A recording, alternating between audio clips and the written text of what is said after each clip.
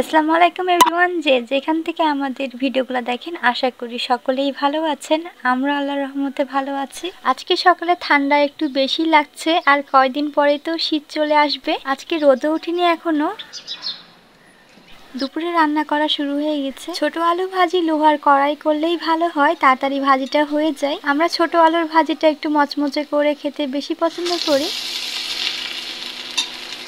Finally ভাজি করা হয়ে গেছে, আর সঙ্গে আছে ডাল।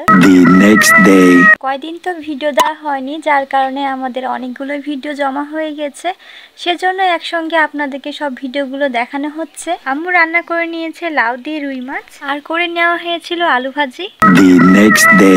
আম্মু দুপুরে রান্না শুরু করে দিয়েছে। আজকে আম্মু চিংড়ি মাছ দিয়ে আলু দিয়ে আর বেগুন দিয়ে চচ্চড়ি করবে। যারা আমাদের ভিডিওগুলো দেখেন তারা তো জানেন যে আমরা চিংড়ি মাছটা একটু বেশি পছন্দ করি। তো আম্মু এখন সব একে একে মশলাগুলো দিয়ে দিচ্ছে। মরিচের গুঁড়া দিয়ে দিল, এখন দিয়ে দিচ্ছে হলুদ, আর দিয়ে দিল লবণ। আদা রসুন বাটা তো দেওয়াই হয়েছে, আর এখন দিয়ে দিচ্ছে পানি। এখন মশলাটা ভালো করে কষিয়ে নিতে হবে।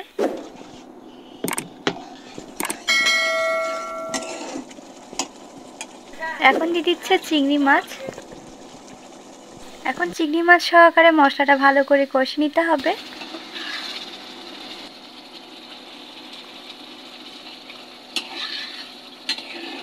মশলাটা কষানো হয়ে গেছে।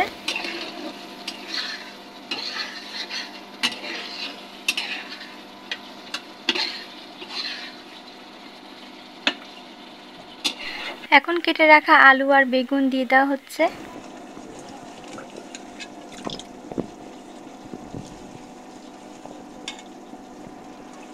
এখন আলু বেগুন সহকারে কষিয়ে নিতে হবে। আজকে আলুটা চিকন করে কাটা হয়েছে, কারণ চচ্চড়ি করা হবে। এখন আম্মু একটু নেড়ে দিচ্ছে।